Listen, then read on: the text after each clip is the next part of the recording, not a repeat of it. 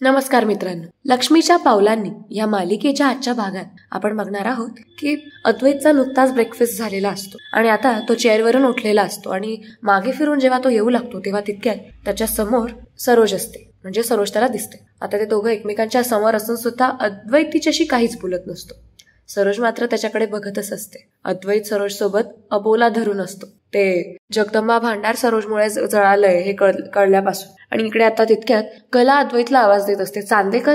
पण तितक्यात कलाचं लक्ष या दोघांकडे जातं आणि कला गप्प होऊन जाते. आता सरोज मोठ्या आशेने अद्वैतकडे बघत असते, पण अद्वैत काहीच बोलत नसतो. आणि ही गोष्ट आता सगळ्यांच्या निदर्शनास येते की अद्वैत सरोजकडे पाठ करून उभा आहे. सरोज आता लगेच कलाकडे जाते आणि तिला विचारू लागते की आता कशी आहे बाळ तब्येत तुझी.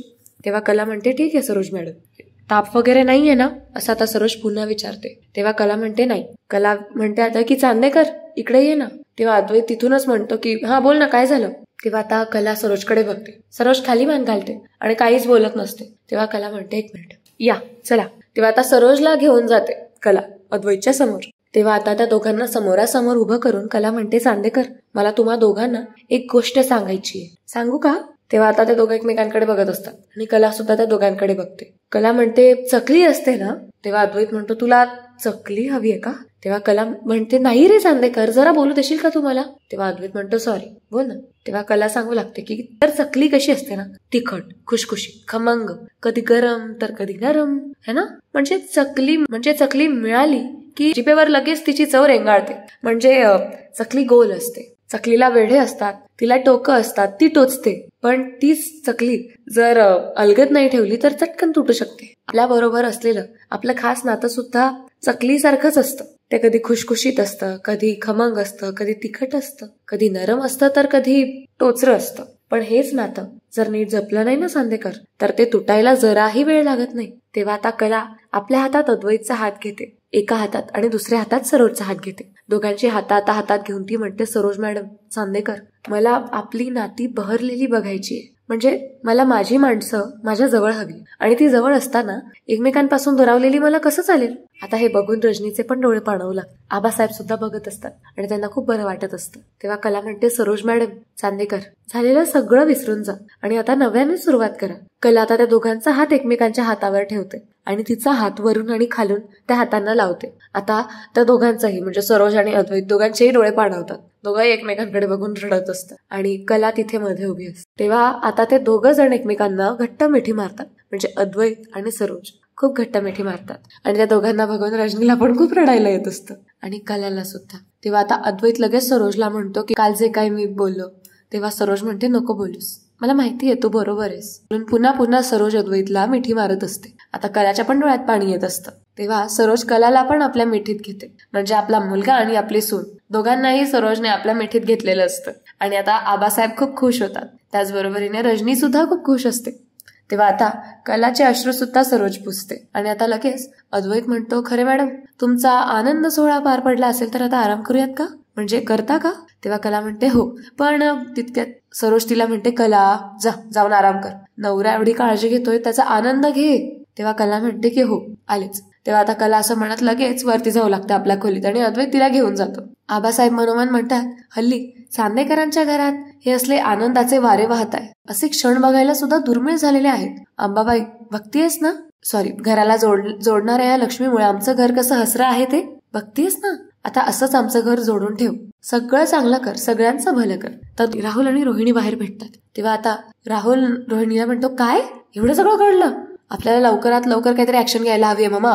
आयडिया मामा, आपण ना नवीन प्रॉपर्टीचे पेपर्स बनवूयात. हा. तेव्हा आता रोहिणी म्हणते, प्रत्येक वेळेस तुला मूर्खपणा सिद्ध करायची काही गरज आहे का. आता ती राहुलला मारतच असं म्हणते.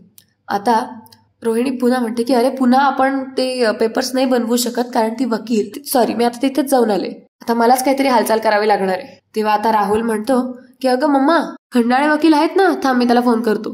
तेव्हा आता लगेच रोहिणी राहुलच्या हातातून फोन हिसकावते आणि म्हणते, अरे मूर्खा थांब, खंडाळे वकिलाला फोन करणार आहेस का तू. तेव्हा आता राहुल म्हणतो, अगं खंडाळे काका आपल्या फॅमिलीत सगळ्यांना ओळखतात, ते आपल्याला हवंय जे ते देतील ते लगेच आपल्याला. तेव्हा आता लगेच रोहिणी म्हणते, अरे काय करू गाढवा मी तुझं, आपल्या फॅमिलीत सगळ्यांना ओळखतात ना ते, मग सगळ्यात आधी डॅडना फोन करून सांगतील ते, कळलं. तेव्हा राहुल म्हणतो, अरे हो, ते तर माझ्या लक्षातच आलं नाही. मग आता काय करायचं मम्मा? तेव्हा आता रोहिणी म्हणते, मी पण तोच विचार करते की काय करायचं. तर आता दुसरीकडे चांदेकरांच्या घरात आबासाहेबांनी सांगितलेलं असतं ना की आपल्याला गरजूंना जेवण खाऊ घालायचंय, म्हणजे गोरगरिबांना अन्नदान करायचंय तेव्हा आता घरामध्ये अन्नदान करण्यासाठी त्यांनी लोकांना बोलवलेलं असतं. ते लोक जेवायला पण बसलेले असतात आणि त्यांना आता सरोज, रजनी, त्यानंतरून सोहम जेवण वाढत असतात. ते लोक अगदी प्रसन्न होऊन जेवण करत असतात. दुसरीकडे ती नैना मस्त सेल्फी काढण्यात बिझी असते, गोरगरिबांना अन्नदान करतायत त्यावेळेस. सो आता आबासाहेब बाजूला येतात आणि अद्वैतला बाजूला घेऊन म्हणतात, अद्वैत पण जेवण वाढत असतो. सो आता आबासाहेब अद्वैतला बाजूला घेऊन म्हणतात, अद्वैत एक काम कर, कलाला कुठल्याही परिस्थितीत खाली येऊ देऊ नकोस, कारण ती आली ना तर 100 प्रश्न विचारेल की हे सगळं का चाललंय ते. आणि आत्ताच्या घडीला आपण हे सगळं शापातून मुक्त होण्यासाठी करतोय हे तिला सांगणं योग्य नाही. तेव्हा अद्वैत म्हणतो, हो बरोबर बोलताय आबा, तिला यातल्या कुठल्याही गोष्टीचा त्रास झालेला नकोय. तेव्हा आबा म्हणतात, हो बरोबर, तू एक काम कर, तुझा आवर, तू तिच्या बरोबरच थांब, तिला खाली येऊ देऊ नकोस. तेव्हा अद्वैत म्हणतो, बरं पण इथे वाढणं. तेव्हा आता आबासाहेब म्हणतात, ते असू दे, मी बघतो ते. सोहम हे घे अद्वैतच्या हातातलं. तेव्हा आता आबासाहेब अद्वैतला वर पाठवतात कलाकडे, आणि आता सोहम ते घेतो आणि तो सुद्धा आता छानपैकी जेवण वाढू लागतो. तर आता खोलीत असलेली कला तिला बोर होत असतं. ती म्हणते की काही केल्या वेळ जात नाही, खाली जाऊन येऊ का, तेवढीच मदत होईल, चला जातेच, असं म्हणत आता कला लगेच खाली जाऊ लागते. आणि तितक्यात अद्वैत तिथे येतो आणि म्हणतो, अगं थांब थांब थांब, कुठे चालली आहेस? तेव्हा कला म्हणते, तेव्हा अद्वैत यावर म्हणतो की कशाला? तेव्हा कला म्हणते, अरे म्हणजे मला खोलीत बसून कंटाळा आलाय ना, मग खाली डायनिंग टेबलवर बसून मी रजनी मॅडमना मदत केली असती, तेवढी कामं केली असती, म्हणजे माझा वेळ गेला असता. तेव्हा अद्वैत म्हणतो, अगं कशाला, वेळ घालवायचा आहे ना तुला? तेव्हा कला म्हणते, हो. तेव्हा अद्वैत म्हणतो की त्यासाठी खाली जायची गरज नाहीये, खाली कोणीच नाहीये. तेव्हा कला म्हणते, असं काय करतोय चांदेकर, प्लीज जाऊ दे ना मला, म्हणजे मला तेवढा चेंज मिळेल. तेव्हा अद्वैत म्हणतो, तुला चेंज हवाय, एवढंच ना, मी आहे ना, चल ये, मी सांगतो तुला, बस इथे. तर तुला चेंज हवाय ना, मग मी गाणं म्हणू? तेव्हा कला म्हणते, नाही नको नको, मी हात जोडते, चांदेकर कृपा कर माझ्यावर, पण गाणं म्हणू नकोस. तेव्हा अद्वैत म्हणतो की मला वाटलंच होतं तू असं काय म्हणशील. बरं खरे, असं म्हणू नको, असं मी जोक सांगतो. म्हणजे कला म्हणालेली असते ना, आला मोठा मला हसवणारा, हे खरे मला असं कमी नको समजूस, जोक्स मारण्यात एक्सपर्ट आहे मी, शेवटी मी आहे कोण? तेव्हा कला म्हणते, द ग्रेट अद्वैत चांदेकर. तर आता अद्वैत म्हणतो की मी जर चांगले जोक सांगायला लागलो ना तर कोणीच मला अडवू शकत नाही किंवा कोणीच मला टक्कर देऊ शकत नाही. तेव्हा कला म्हणते, हो हो हो बरोबर. तेव्हा आता अद्वैत म्हणतो, करेक्ट, मग आता गपचूप बस इथे आणि माझा जोक ऐक, चल. तेव्हा अद्वैत सांगू लागतो, काय होतं ना, एकदा एक ती आणि मी असते, दोघंही शाळेत होते एकाच वर्गात, आणि दोघांना परीक्षेत सेम मार्क्स मिळाले. आता मी काय म्हणते माहितीये? तेव्हा कला म्हणते, नाही माहिती. आता अद्वैत म्हणतो, मला माहितीये ना. ती म्हणाली, हत्तीने माझ्या पेपरवरून कॉपी केली. आता असं म्हणत अद्वैत लगेच हसू लागतो. अद्वैत प्रचंड पोट धरून हसत असतो, पण कलाला काही हसू येत नसतं, एवढा पांचट जोक असतो तो.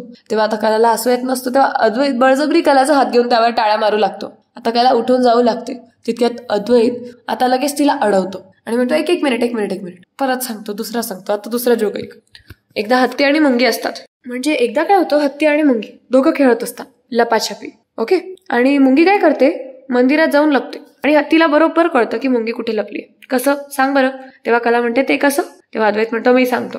अगं कारण मुंगीच्या चपला हत्तीला मंदिराच्या बाहेर दिसतात. तेव्हा आता अद्वैत पुन्हा एकदा मोठ्याने हसायला लागतो, म्हणजे तोच जोक मारतो आणि तोच हसून घेतो. कलाची हसायला वेळच येऊ देत नाही. तेव्हा आता कला अद्वैतच्या हसण्याला बघून म्हणते, झालं का आता? तेव्हा अद्वैत म्हणतो, अरे काय, किती छान वेळ गेला तुझा, किती छान जोक्स मारले मी, मजा आली की नाही? तेव्हा आता कला मोठ्याने हसू लागते. तेव्हा अद्वैत म्हणतो, हे काय, मग असे मी जोक्स सांगितले तेव्हा तर काही हसली नाहीस आणि आता एवढी हसतेस फिदी. तेव्हा कला म्हणते, अरे तुझा चेहरा आणि तुझा उत्साह बघून हसू आलं मला. तेव्हा अद्वैत म्हणतो, पण हसू आलं ना, तुझा वेळ गेला ना, ते भरपूर आहे. तेव्हा कला म्हणते, हो खूप छान वेळ गेला. आता ती मुंगी, तो हत्ती आणि मी, आता आम्ही थकलोय, त्यामुळे आता मी जाते. तेव्हा अद्वैत म्हणतो, अगं कुठे निघालीस, बस इथे. तेव्हा कला म्हणते, चांदेकर माझे पावलं दुखतायत रे, आता बसून पावलं दुखायला लागलेत माझे. तेव्हा अद्वैत म्हणतो, पावलं दुखतायत तुझे, ये बस. अगं पावलं दुखतायत तर तुला उठायची गरज नाही, बस टेकून बस. तेव्हा आता अद्वैत तिथे एक टॉवेल ठेवतो आणि त्याच्यावर कलाचे पाय ठेवतो. आता कला म्हणते, चांदेकर काय करतोयस? तेव्हा आता अद्वैत म्हणतो, अरे कुठलंही काम मला परफेक्शनने करायला आवडतं, आणि कोण करतं हे काम, पण त्यात सुद्धा परफेक्शन असायला हवं ना. तेव्हा आता अद्वैत तेलाची बॉटल घेतो आणि कला त्याला पुन्हा म्हणते, चांदेकर काय करतोयस तू? तेव्हा अद्वैत म्हणतो, अगं थांब, अगं पावलं दुखतायत असं म्हणालीस ना, आता मग पायांना तेल लावून देतोय. आता मी तुझ्या पायांना तेल लावून देणार, आता तेच तेल गादीला लागणार आणि बेडशीट खराब होणार, मग त्यापेक्षा नको ना, म्हणून मी इथे टॉवेल ठेवला. तेव्हा कला म्हणते, अरे मग त्यापेक्षा लावूच नकोस ना तेल चांदेकर. तर अद्वैत म्हणतो, अरे असं कसं, आता माझ्या एरवी जेव्हा पाय दुखतात त्यावेळी तू चेपतेस ना माझे पाय, राहू दे काही नाही होत. असं म्हणत आता अद्वैत बळजबरीने कलाच्या पायांना तेल लावून देत असतो. आणि अद्वैत म्हणतो, बरं वाटतं आता? तेव्हा कला म्हणते, हो खरंच खूप बरं वाटतंय रे. तेव्हा अद्वैत म्हणतो, बघ बरं, आणि नाही म्हणत होतीस. तेव्हा कला आता अद्वैतला हसत हसत थँक्यू म्हणते, थँक्यू चांदेकर असं. तेव्हा आता अद्वैत हसत असतो. अद्वैत पुन्हा थोडंसं तेल घेतो हातावर आणि मनोमन म्हणत असतो ते हातावर घेताना की वाह, म्हणूनच मला म्हणतात द ग्रेट अद्वैत चांदेकर. आता हिच्या तळपायालाच तेल लावलेलं असल्या कारणाने हिला इथून हलताच येणार नाही. तेव्हा आता खोलीमध्ये कोणाचा तरी आवाज येऊ लागतो. कलाला आतमध्ये कोणाचा तरी आवाज येऊ लागतो कलापर्यंत, म्हणजे खाली काहीतरी चाललंय असं हॉलमध्ये. तेव्हा आता तो आवाज अद्वैतला पण येतो. आता कला त्या आवाजाकडे बोट करते. आता अद्वैतला खूप मोठी हे होऊन जातं, त्याला धांदल उडते त्याची की आता काय करू मी, म्हणजे हिला कळलं तर प्रॉब्लेम होऊन जाईल. आता त्याला कळत नाही की आता मी काय करू. म्हणजे थोडक्यात अद्वैतला कलाला खाली जाण्यापासून थांबवायचं असतं. आणि त्यातल्या त्यात खालून असा आवाज येत असतो बोलण्याचा माणसांच्या बोलण्याचा. आता खाली नेमका आवाज कसला होत असतो माहितीये का, ज्या गोरगरिबांना बोलवून अन्नदान केलेलं असतं, जेवण करवलेलं असतं, त्याच गोरगरिबांना आता आबासाहेब कपडे दान करत असतात, वस्त्र दान करत असतात. आणि त्याच माणसांचा आपापसात बोलण्याचा आवाज येत असतो. तेव्हा आता कलावरती अद्वैतला म्हणते, अरे चांदेकर आपल्या घरातला आवाज आला ना, आपल्याकडे काही कार्यक्रम आहे का? तेव्हा अद्वैत म्हणतो, कार्यक्रम आपल्या घरात नाही, ते आपल्या शेजारी आहे ना, एक पुराणिक आहेत ना आपल्या शेजारी राहतात ते, त्यांच्या घरी सुरू असेल. तेव्हा कला म्हणते, चांदेकर शेजारच्यांच्या घरात आरती जरी चालू असेल ना तरी आपल्या घरात ऐकू येत नाही. 1 वर्ष झालंय आता मला या घरात, त्यामुळे मला काहीही सांगू नकोस. आणि मी बघतेय ना सकाळचं, तेव्हा पण तुला विचारलं मी की कोणाचा फोन आला होता, तेव्हा पण तुम्हाला सांगितलं नाहीस. आणि आताही मला तू खाली जाऊ देत नाहीयेस. मला माहितीये तुम्ही सगळे माझ्यापासून काहीतरी लपवताय, पण नेमकं काय लपवताय हे तूच सांग मला. यावर अद्वैत काहीच बोलत नसतो, शांत असतो. तेव्हा कला म्हणते, चांदेकर मी काहीतरी विचारतेय तुला. तेव्हा अद्वैत म्हणतो, नाही काही नाही, ते काहीच नाही ग, कुठे काय लपवतोय. तर दुसरीकडे आता आबा प्रत्येकाला कपडे वगैरे दान करतात. आणि आता सगळे ते आलेले गोरगरीब तसेच बिचारे आता म्हणजे जायला निघतात, ते निघून जातात. आणि आता सगळेजण हात जोडून नमस्कार करत असतात देवी आईला. तेव्हा कला म्हणते, ते काही नाही, मला खाली जाऊन बघावंच लागेल, मला जायचंय. तेव्हा आता अद्वैत म्हणतो, अगं खाली उतरू नकोस, तेल लागलंय पायाला. हा, तू जर पाय खाली ठेवले तर घर पण सगळं तेलकट होईल, त्यापेक्षा नको, तू वर पाय ठेव. तेव्हा कला म्हणते, ऍक्च्युली बरोबर बोलतोयस तू, तर एवढा तेल लावतोय तर मी रिलॅक्स केलं पाहिजे नाही का. पण चांदेकर मला थोडी तहान लागली, मला पाणी देशील प्लीज. तेव्हा अद्वैत म्हणतो, हे काय घे ना. तेव्हा कला म्हणते, तू दे ना. तेव्हा आता कला म्हणते, आता एरवी तर म्हणत असतोस रे की बायकोची एवढी सेवा करतो वगैरे, आता कुठे गेली रे तुझी सेवा. तेव्हा अद्वैत म्हणतो, मग करतो ना, करतोच, मी आलोच, थांब, मी हात धुवून येतो, फ्रेश होऊन येतो, मग तुला पाणी देतो. ओके. तेव्हा आता लगेच अद्वैत हात धुवायला गेलाय याची खात्री करून कला आता लगेच आपल्या पायाला लागलेलं तेल त्या टॉवेलला पुसते, तशीच खाली उतरते आणि दरवाजा उघडू लागते. कला दरवाजा उघडते आणि तिथून फरार होऊन जाते, निसटून जाते. आणि आता कला जेव्हा जाते तितक्या थोड्या वेळात अद्वैत बाहेर येतो आणि म्हणतो, झालं चल. पण तितक्यात त्याला कला तिथे दिसत नाही आणि दरवाजा उघडा दिसतो. तो म्हणतो, खरे कुठे गेलीस. तेव्हा आता कला लगेच खाली पळालेली असते आणि अद्वैत सुद्धा तिच्या मागे मागे जातो. आणि आता इकडे आबासाहेबांना रजनी म्हणते, आबा झालं ना तुमच्या मनासारखं एकदाचं, म्हणजे सगळं नीट पार पडलंय ना. तेव्हा आबा म्हणतात, हो. तितक्यात सरोज म्हणते, पण आबा तुम्हाला अचानक अन्नदान करावं असं का वाटलं. तेव्हा आता आबासाहेब म्हणतात, आता या अन्नदानाचा घाट का घातला ते आता मी तुम्हा सगळ्यांना सांगणार आहे. घरावर मागोमाग संकट येण्याचं कारण भूतकाळाशी जोडलेलं आहे. तेव्हा आता कला तिथे नेमकं येते आणि कला हे ऐकत असते. कला आता थोडा प्रश्नच पडते की आबा काय बोलताय. तेव्हा आता आबा पुढे बोलू लागतात आणि ते कारण आबा पुढे काय बोलतील तितक्यात अद्वैत तिथे येतो आणि म्हणतो, आबा थांबा. आता आबा थांबून जातात आणि कला सगळ्यांना तेवढ्यात तिथे दिसते. अद्वैत म्हणतो की आबा पुढे काही बोलू नका. यावर कला म्हणते, काय चाललंय चांदेकर, असं काय आहे जे मला कळू नये म्हणून तू आजोबांना थांबवलंस, बोल. तेवढ्यात आता जोरात विजांचा कडकडाट होऊ लागतो, जोराचा वारा येतो, हवा सुटते. चांदेकरांच्या घराचे दरवाजे खिडक्या उघड्या असल्या कारणाने आता घरामध्ये वीज सुद्धा लुकलुकू लागते. त्याचबरोबरीने दरवाजे उघडतात, बंद होतात आणि जोरात हवा सुटते. जोराचं वादळ आलेलं असतं आणि आता ते वादळ बघून सगळेच हादरलेले असतात. तेव्हा आता आबासाहेब म्हणतात, देवी आई, अंबाबाई, अगं शापाबद्दल बोलताना हे असं का होतंय ग आई, लक्ष असू दे आई, लक्ष असू दे, असं आबासाहेब बोलत असतात. आणि आता सगळे अक्षरशः उडायला करत असतात, एवढा जोराचा तो वारा असतो. तितक्यात आता अद्वैत म्हणतो, आबा तुम्ही बसा आधी, तुम्ही बसा बरं, उभे नका राहू.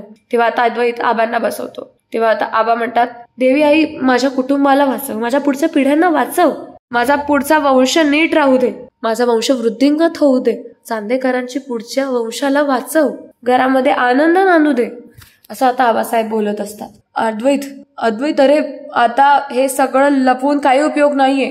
सांगून टाक कलाला, सांगून टाक. तिला पण समजू दे की आपल्या घरामध्ये काय काय चाललंय ते. आपल्या घरात काय चाललंय हे तिला कळणं गरजेचं आहे आणि सांग तिला. जेव्हा आबासाहेब असं म्हणतात तेव्हा अचानक ते सुटलेलं वादळ थांबतं. म्हणजे जे वादळ अगदी जोरात सुटलेलं असतं की दारं खिडक्या वाजत असतात. इथून तिथून जोरात विजांचा कडकडाट होऊ लागतो. सो आता ते सगळं थांबतं आबांच्या तोंडून जेव्हा असं निघतं तेव्हा. आणि सगळे अगदी चकित होऊन जातात की अचानक हे सगळं कसं थांबलं. तेव्हा आता तितक्यात अद्वैत कला समोर येतो आणि तिला म्हणतो की तुला ऐकायचंय ना की आम्ही तुझ्यापासून काय लपवतोय. मग ऐक. चांदेकर घराण्याला एक शाप आहे. अद्वैतच्या तोंडून हे ऐकताच सगळेजण खूप थक्क होऊन जातात आणि अद्वैत आता सगळं काही कलाला सांगू लागतो. आबांना त्या पंडिताने जो श्राप दिलेला असतो तो श्राप आता म्हणजे आबांकडनं मूर्तीखंडित झालेली असते. सो आता त्या सगळ्याबद्दल अद्वैत कलाला सांगतो. कला म्हणतो ते चांदेकर हे सगळं खरंय. तेव्हा आता अद्वैत म्हणतो हो हे सगळं खरंय. आताच गुरुजींनी मला फोन करून सांगितलं की यावर आपल्याला तोडगा लवकरच मिळेल. तितक्यात आता लगेच सरोज म्हणते आबा या सगळ्याचा परिणाम. तेव्हा आबा म्हणतात की हो आपल्या घराण्यावर या श्रापाचा कुठे ना कुठेतरी परिणाम होतोय. तेव्हा आता कला पूर्णपणे खचून जाते. कला आता मागे सरकत असते नाही म्हणत. म्हणजे तिचं आता असं असतं की तिला चक्कर यायला लागतात. तेव्हा अद्वैत तिला सांभाळतो आणि म्हणतो खरे काय होतंय. तेव्हा आता कला रडत असते आणि म्हणते की हे सगळं काय होतं चांदेकर. तू हे सगळं काय लपवलंस माझ्यापासून. बोल ना चांदेकर. आजोबा हो तुम्ही मला या घरातली लक्ष्मी म्हणता ना. मग घरावर एवढं मोठं संकट आलेलं असताना तुम्ही मला साधा एका शब्दाने सुद्धा काही कळू दिलं नाही. का केलं तसं. याचा अर्थ काय समजायचा मी या घरात कोणीच नाहीये का हो. का हा परकेपणा आजोबा. चांदेकर उत्तर दे मला. का नाही सांगितलंस तू हे सगळं. का लपवलं तुम्ही हे सगळं माझ्यापासनं. तेव्हा आता आबासाहेब म्हणतात बाळ असं काही नाहीये ग. प्लीज गैरसमज करून घेऊ नकोस. हे बघ तुझी तब्येत बरी नव्हती म्हणून तुला नाही सांगितलं आम्ही. तसं पण तुला एवढा त्रास होत होता त्यात हा त्रास तुला व्हायला नको म्हणून तुला नाही सांगितलं बाळा मी. तेव्हा कला म्हणते पण आजोबा माझ्यापासून लपवून ठेवल्याचा मला आता जास्त त्रास होतोय ना. कला बिचारी खूप रडत असते ते. खूप त्रास होत असतो तिला. आता कला अद्वैतच्या समोर जाते आणि म्हणते की सोहम आणि काजलचं प्रकरण तू माझ्यापासून लपवलंस चांदेकर. पण हे सुद्धा असं का करतोयस तू. तुम्ही सगळे माझ्यापासून हे काही ना काही लपवताय. असून काहीही लपवलं असेल तर मला आताच सांगा. माझ्यापासून काहीही लपवून ठेवू नका. माझ्या आजारपणामुळे तुम्ही मला घरातल्या सगळ्या गोष्टींपासून असं दूर करू नका. मला घरापासून तुटल्यासारखं वाटतंय. तितके आबासाहेब आता म्हणतात की बाळा शांत हो. तेव्हा कला म्हणते कसं शांत हो आजोबा. त्रास होतोय मला या सगळ्याचा. मी माझ्याच घरच्यांपासून माझ्याच माणसांपासून तुटून दूर व्हायला लागली. हळूहळू असं वाटायला लागलंय मला. आजोबा मला असं कधीच वाटलं नव्हतं की या घरात मी जेव्हा लग्न करून आले तेव्हा कोणी मला सून म्हणून बायको म्हणून स्वीकारलेलं नव्हतं. स्टोर रूम मध्ये राहिले होते मी. पण तरी सुद्धा असं कधीच वाटलं नव्हतं मला. आणि आता सगळेजण आपलेसे झालेले असताना या अशा वागणुकीमुळे मी सगळ्यांपासून तुटून दूर चालली आहे की काय असं वाटायला लागलंय मला. तेव्हा आबासाहेब म्हणतात असं काहीच नाहीये. कला म्हणते की मी खूप दुखावले आज आजोबा. खूप त्रास होतोय मला. पुढील भागात आपल्याला बघायला मिळणार आहे की कला आणि अद्वैत मध्ये बोलणं होतंय. म्हणजे त्यांच्या खोलीत असताना कला अद्वैतवर खूप ओरडते आणि त्याला म्हणते की घराणेकरांना लागलेल्या या एवढ्या मोठ्या शापाची गोष्ट तू माझ्यापासून लपवलीस कशासाठी. तेव्हा अद्वैत म्हणतो की अगं आपल्या संसारासाठी. मला तुला कोणत्याही परिस्थितीत गमवायचं नाहीये खरे. तुझ्या काळजीपोटी मी हे सगळं लपवलं. तेव्हा कला आता म्हणते की कोणत्याही शापामुळे मी तुझ्यापासून दूर जाणार नाहीये चांदेकर. असं म्हणत कला अद्वैतला घट्ट मिठी मारते आणि आता त्या दोघांमध्ये पुन्हा एकी होऊन जाते. कला कशी बशी शांत होते. पण स्वाभाविक आहे आपल्याच घरातली एवढी मोठी गोष्ट आपल्यापासून कोणी लपवली तर डेफिनेटली वाईट तर वाटणारच. आणि तेच कलालाही वाटत असतं. तर मित्रांनो हा होता आजचा एपिसोड. तुम्हाला आजचा एपिसोड कसा वाटला हे कमेंट्समध्ये सांगायला विसरू नका. चॅनलला सबस्क्राईब करा आणि व्हिडिओला लाईक करा. बघूया आता कालच्या व्हिडिओला काय प्रतिसाद मिळाला इथे. लाईक्स तर बऱ्यापैकी आलेले पण आपलं तर टार्गेटच अचीव होत नाहीये. काय काही खरं नाही. बट ठीक आहे. मला आपल्याला छान छान आलेल्या कमेंट्स वाचायला आवडतील. त्यातून पहिली कमेंट आहे शुभांकी बडेकर, प्राजक्ता कांबळी. हे सगळे रोजचे फिक्स नाव आहेत. सविता ओके हे नाव नवीन आहे. Thank you so much. त्यानंतर आहे आनंद केसवानी. त्यानंतर हे प्राजक्ता कांबळी. त्या एकदा म्हणतात की ताई तुमचा आवाज छान आहे. Okay thank you. रंजना डांगे म्हणतात आजचा एपिसोड ओके आज का एपिसोड अच्छा था. ओके आजचा एपिसोड छान होता. त्यानंतर आहेत सुमित्रा कांबळे. आनंद केसवानी यांनी पुन्हा एकदा कमेंट केली आहे. ते म्हणतात क्या बात है. Do you want to know how to build castles in air. Okay त्यांनी खूप छान बोललेलं आहे. मला ते सांगायला आवडेल माझ्या ऍक्सेंटमध्ये. क्या बात है. Do you want to know how to build castles in air and then fall flat on your face. No problem. Rohini आत्या आहेत ना ती असल्या कामात फार हुशार आहे असं त्यांचं म्हणणं आहे. ओके, वो कहते हैं ना की दौलत की भूखी औरत कभी घर नहीं बसा सकती. यही हाल है रोहिणी का. ट्रू, खरंच बर्बाद औरत है. म्हणजे मुळात कसं असतं ना, किसी की बर्बादी में अगर आपको खुद की जीत दिखाई दे तो हम खुद बर्बाद होते. मतलब आपसे ज्यादा बर्बाद दुनिया में कोई होता ही नहीं है. और सो असंच त्यांचं काहीतरी म्हणणं आहे. त्यानंतर few extra spoon of sugar to sweet in your fabulous presentation. Thank you so much. ते कॉम्प्लिमेंट्स द्यायला कधीच चुकत नाही. Thank you so much Anand sir. त्यानंतर आहेत सुशिला मस्के. त्यानंतर त्या पण तेच सांगताय आवाजात मालिका ऐकायला आवडते. त्या मालिकेबद्दल खूप छान छान सांगताय. त्या म्हणतात की रोहिणीला घराच्या बाहेर हकलून द्या. खरंच मला पण तेच वाटतं कधी कधी. पण सिरियल कशी काय, म्हणजे असं स्पाइस किंवा तडका कसा काय राहील सिरियलला. लतिका जाधव आहेत. त्यानंतर नारायण भरवाल म्हणतात की सुवर्णा नाही ताई, तिचं नाव अंजू आहे. तुमचं बरोबर आहे सर, बट ऍक्च्युली काय आहे ना की अंजू जी होती, सॉरी अंजू जी नावाची जी मेड होती त्यांची, ती होती. आता ऍक्च्युली नवीन त्यांनी पात्र टाकलेलं आहे तिथे कामवाल्या बाईचं, जिचं नाव सुवर्णा आहे आणि तिला सुवर्णा म्हणून हाक मारताय. सो तुमच्या माहितीसाठी मी सांगितलं म्हणून मी पण सुवर्णा म्हणते. त्यानंतर आहेत हर्षदा उमासारे. त्या विचारतायत तुमचं नाव काय. तेव्हा आता मी कालच्याच व्हिडिओमध्ये बोलले होते की जेव्हा मला आणखीन चांगला प्रतिसाद ऑडियन्सचा बघायला मिळेल तेव्हा मी माझं नाव सांगेन. ओके, सो चला तर मग मित्रांनो, वेळ झाली इथेच थांबण्याची. आणि आता व्हिडिओला मी नेहमीप्रमाणेच सांगते, चॅनलला सबस्क्राईब करायला विसरू नका, व्हिडिओला लाईक आणि कमेंट करायला विसरू नका. भेटूया पुढच्या व्हिडिओमध्ये लवकरच. तोपर्यंत धन्यवाद.